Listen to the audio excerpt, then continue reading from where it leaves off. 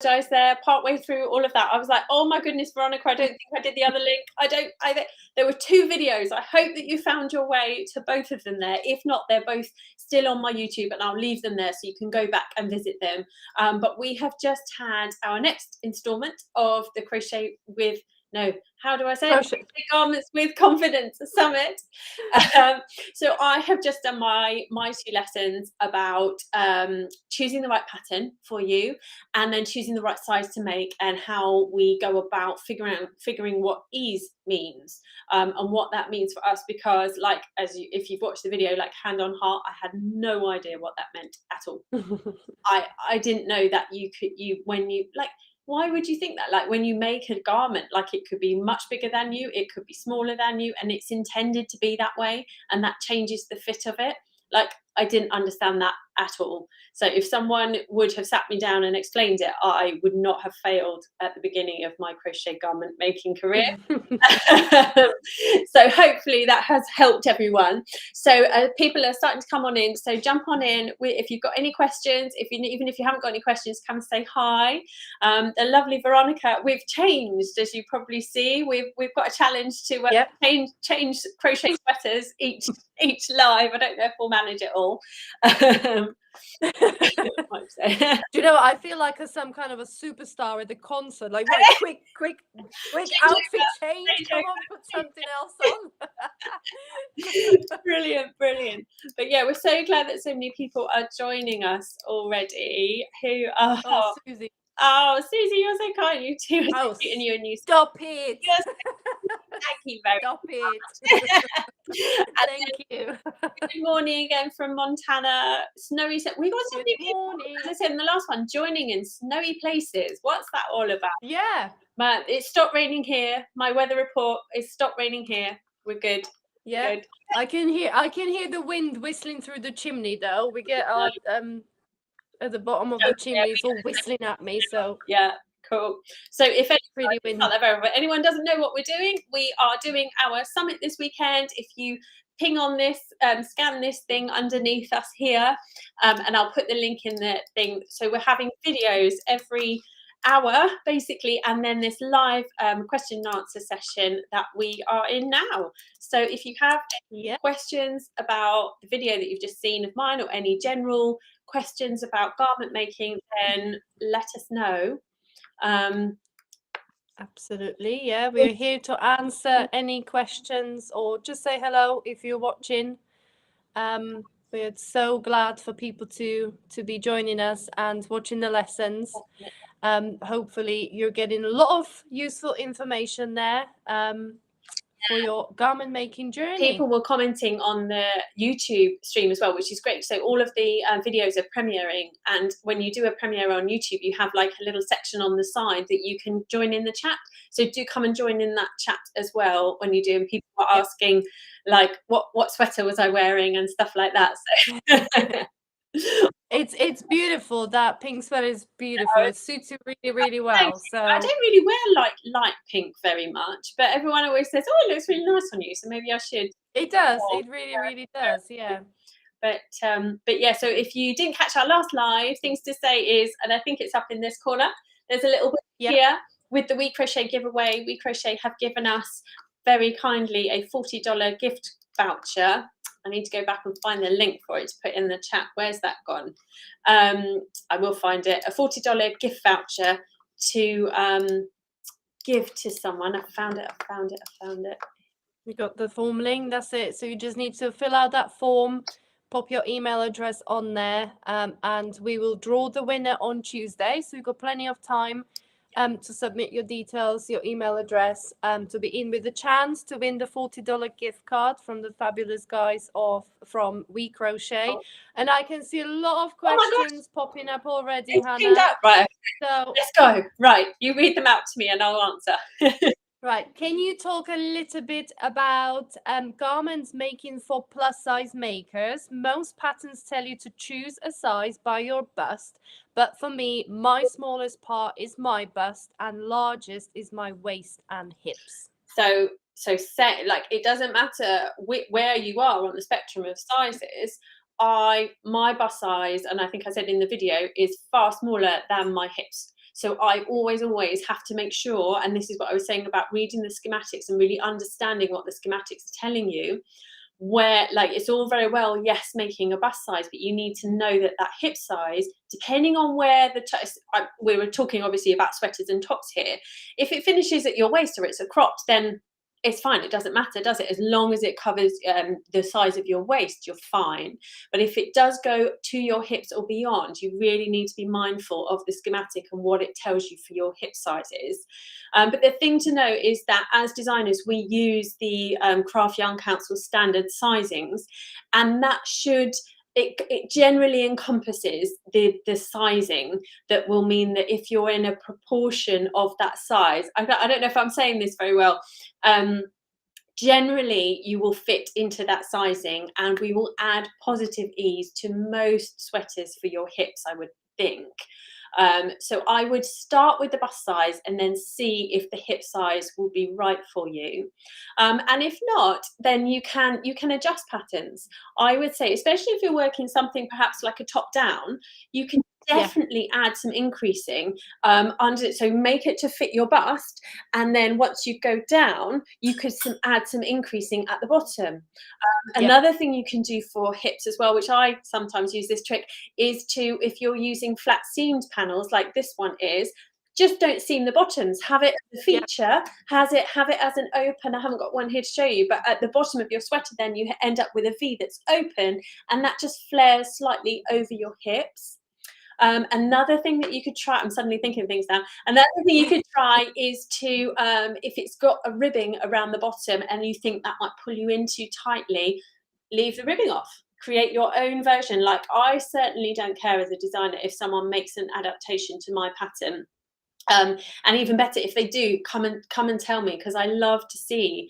There's no point in making something just because the designer has said make it like this, that then doesn't fit you. And if you're having any problems, I would say contact the designer and say, look, this is the size I am. What size would you recommend that I make, or what could I customize? So Yeah, absolutely. Yeah, that's a good idea because, yeah, we get a lot of pattern support questions and stuff. So I'm pretty sure most of the designers will be happy to help you and give you some tips and tricks for that particular pattern. You know, Hannah can give you some general guidance, which you just done brilliantly. But it really boils down to which pattern you choose and what could be done. You know, if you say working in rounds, there is, you split the round of your main body into equal parts, and then just try to increase in equal intervals throughout the round, so it flares out at the bottom a little bit more and sits on your hips a bit better. So yeah, some great tips there, Hannah. thank you. I don't know if I know enough there. And then, literally, this is one of my wonderful investors. The summit is fabulous. I'm so glad that you're here and joining us. What have we got next? Here we are. Ashley, how should I choose the right measurement? Do you mean the right size from the pattern, or the right measurement from, because they're different things, aren't they? The right measurement, you need to know your measurements, and you need to know the measurements of the pattern, and then you need to merge the two and figure out where you fit within it. And there's that magic formula that the designer will have come up with to design the amount of ease. So this top that I've got on has obviously got quite a bit of ease for me, but that's how I've designed it. But obviously, if you don't want that much ease, you're going to need to figure out actually which size do I need to make from the pattern. But you just have to be mindful, because if you make a different size from the pattern that is smaller, the whole of the thing will be smaller. So your armhole depth will be much, much smaller. So you need to make sure that you accommodate for that as well. So it's really easy to make changes, but you just have to think, going back to Veronica's video about construction, how the construction will then dictate what else you need to change. Yeah, the rest of the pattern. Yeah. And just like the more you make, the more you'll learn. Yeah, and this is where people get kind of like they dwell on sizing in those patterns, but really we give you the sizes of the finished sweater, and then it's up to you to decide, as Hannah was talking about ease. you need to decide how much ease you want. So say, as an example, you can have a sweater with 10 centimeter positive ease, which means that it's 10 centimeters bigger than the body measurement. But if you feel like, okay, I don't want that much positive ease, you know, you can change the size you're going to make to adjust the ease. And yeah, vice versa. So, or if you don't want ease at all, if you want the sweater to fit you really tight to your body, you can then choose the size that corresponds with your bust measurement to really make a fitted sweater. So yeah, people get really hung up on this, on the sizing, and they feel like, well, I'm a medium, so I have to make the medium in a pattern. But that's the great thing about making your own clothing, that you don't actually have to stick to the medium size. If you want more positive ease, make the large. If you want less, make the small size, and really adjust it to your size. Definitely. Where are we What next? we've got. So when making sweaters, what's the best kind of yarn to use, as in texture and weight, size? Well, we can touch on this now, but we have later on, we have a whole section in the summit about yarn, and it's so, like, our wonderful friend Raylene is coming to do it. It's so comprehensive. Yeah. It's there. I feel like there's just almost too much choice now, isn't there? Like when I first ago, I don't feel like there was anywhere near the amount of yarn choice as there is Yeah. now. So yeah, I think it can feel really overwhelming, but there are lots of resources out there, and Raylene will share them. But I think the yarn weight is completely down to personal preference. Yeah. Like this is DK weight. What, I don't know what you're wearing, Hannah. sport weight, this one. Sport weight. So yes, you can see both of our sweaters fit us nicely. They're comfortable to wear. So it really depends on personal preference. If you prefer chunky sweaters, we've got Claire coming in with her chunky yarns and tips and tricks later on today as well. So yeah, we're going to be talking about yarn a lot later on. So please stick with us. Do join us for the other lessons, and we'll share some more. Yeah, because here we are, Kira's saying, wonder, would you consider a tutorial about teaching about yarn? Yes, stick with us, and we'll be there.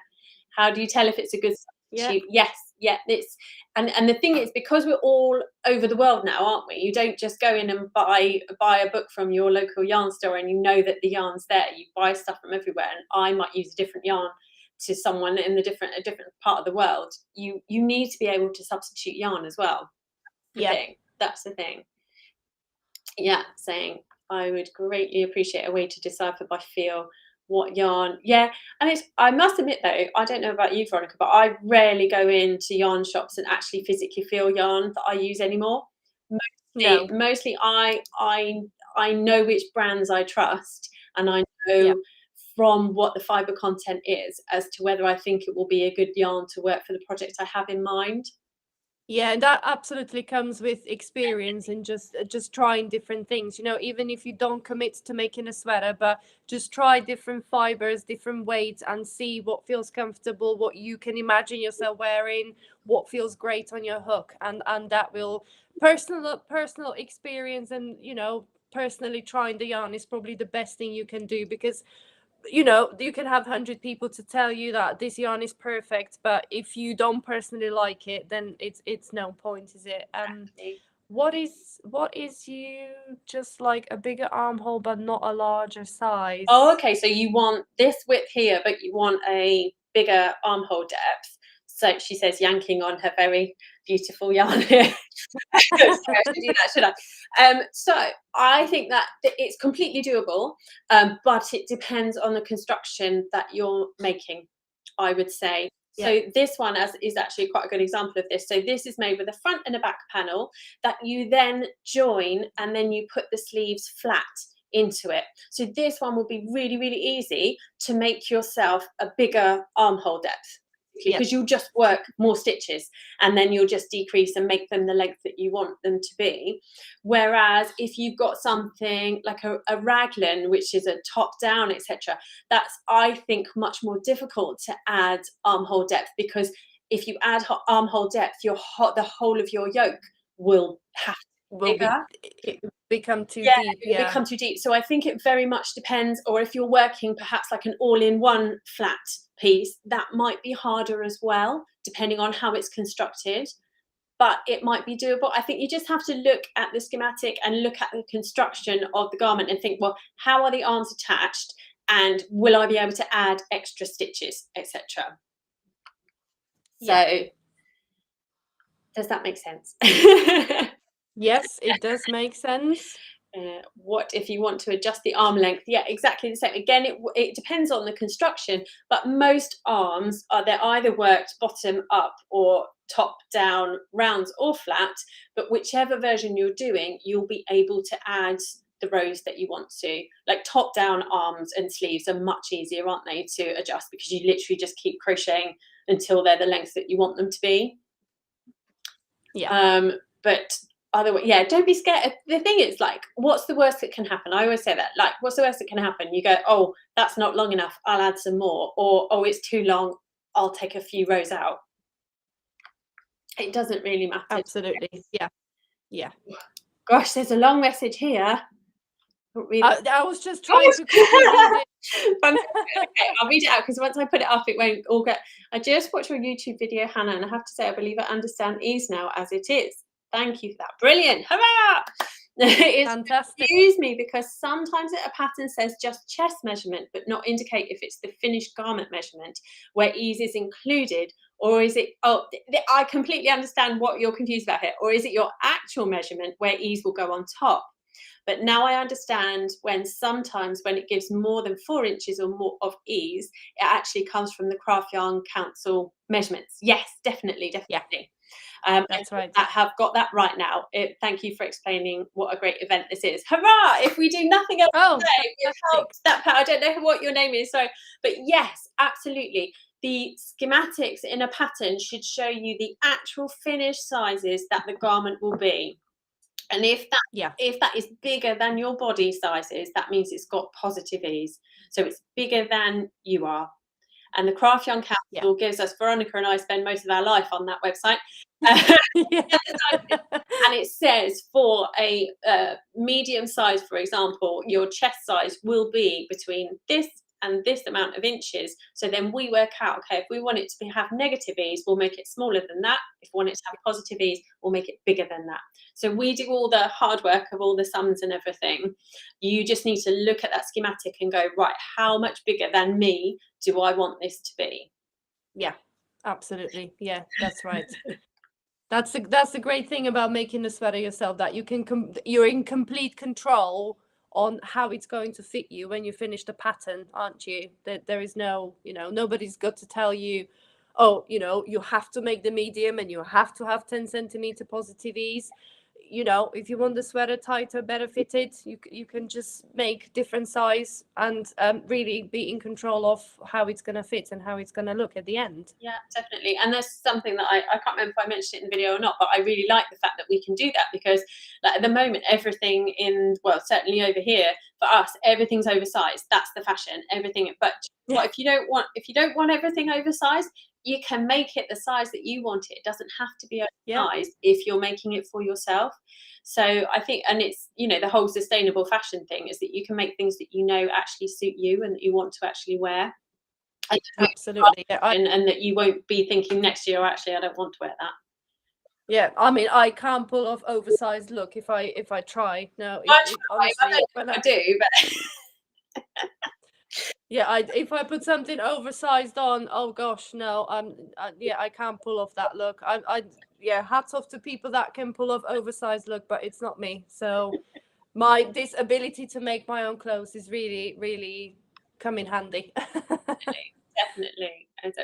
Right, well, I have actually got some questions here for you, Hannah, that got submitted previously. Are they tricky? Tricky ones.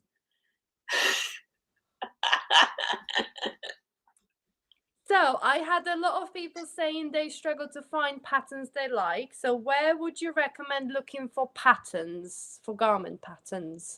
I would say, so garment patterns, you've got loads of really good resources, haven't you? It depends whether if you're shopping for patterns, I would say go to Ravelry, and I would say go to Etsy, because they both have really good search engines that you can literally type in, and you can look in like the Hot Right Now section on Ravelry, can't you? And you can put it down to garments. And I would see, and I would, rather than like search everyone, I would then choose, maybe make a short list of ones that you kind of like, and then go and visit those designers' stores. And I would say if there's one thing that you like from a designer, you're probably going to like the other stuff that they make as well. So I, Yeah, no, like rather than style. thousands and thousands, and I had a similar question, well, not similar, but sort of same vein, from someone who said, like, I'm completely overwhelmed by the amount of choice. So I would say start with Ravelry and Etsy and search on those.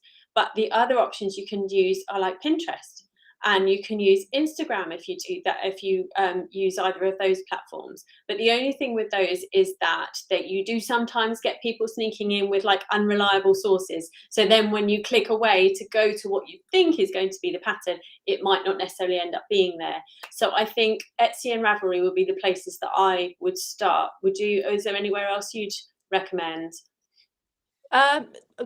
If you, obviously we've got crochet bloggers as well sharing lots of free patterns on their website. So like Hannah said, if if you've got a few names of the designers that you really, really like, you can go onto their blogs, go onto their websites.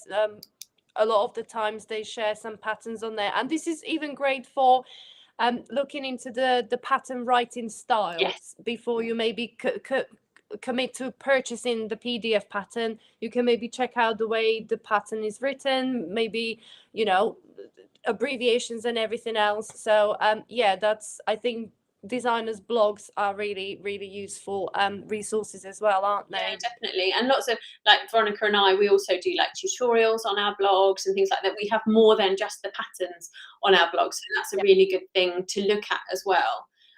Yeah, you got everything in one place, don't you? Because we link to the tutorials as well. But yeah, Ravelry is great because you've got loads of filters there. You can filter down to the weights of the yarn, how much yarn you actually have got maybe in your stash. So yeah, it's a great resource to go and look for some patterns and find inspiration. Yeah. Right, I've got another one. I struggle to work out the sizing. Patterns come in inches and centimeters with X amount of positive or negative ease. Why can't they come in recognizable sizing, i.e. size 8, 10, 12, etc.? Very good question, I would say. But, well, a simple answer to that one is that we, over the world, don't use the same sizing, do we? We, like, in the States or in the UK or all around the world, we use different. So what we in the UK would have as a size 10, people in the US, that's not the same size, is it? No. It's not the same size. So it's a way to standardize it worldwide. So most patterns, and that's why we go with the Craft Yarn Council, you can go from size extra small through to 5X, which I think covers like a 28-inch chest to 62, something like that, isn't it? It's quite a wide scale. And yeah, if I may add, like, for example, my Evelyn sweater, which I wore yesterday in one of the lives, it's got a really pretty lace stitch pattern repeat. And because the lace pattern repeats over some of like 14 stitches, it's quite tricky to stick to that size. So that sweater actually goes by measurements. So it's not actually, I can classify it by the standard sort of 8, 10, 12 size, because 14 stitches actually overruns the sizes. So that's why it's sometimes tricky to pin down the real clothing size, as you would see in shops when it comes to handmade garments, doesn't it? It's not as easy sometimes. Right, and I've got one more. I just can't seem to decide on a pattern that's suitable for my skill level.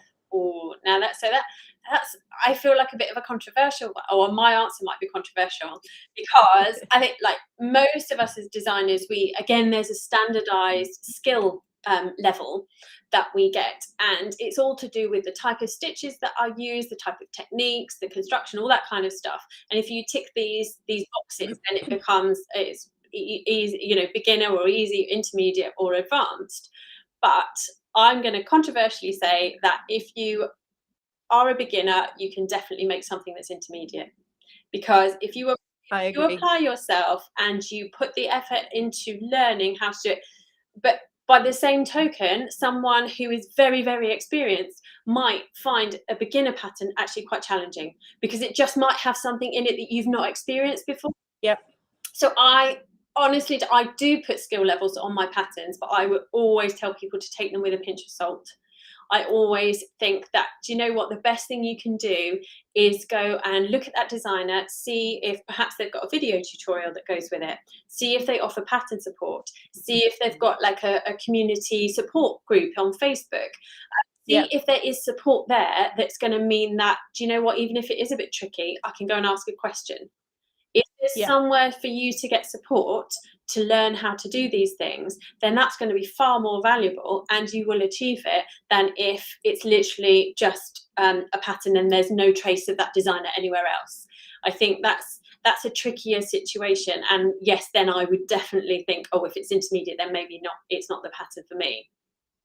Yeah, absolutely. It's very subjective, isn't it? A skill level, because we all have different sets of skills that we have tried before. So yeah, it's very subjective. And as I said after my construction video, if you feel like it, if you feel confident, and if you think I can do this, don't be put off by the fact that the pattern says, oh, this is intermediate pattern yet. Don't be put off. Just pick up your yarn and your hook, give it a go.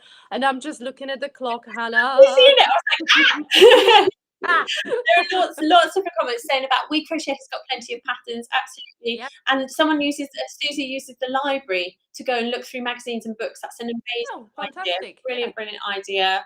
And video tutorials staying alongside a well-written pattern. Oh my gosh, lots of people comment.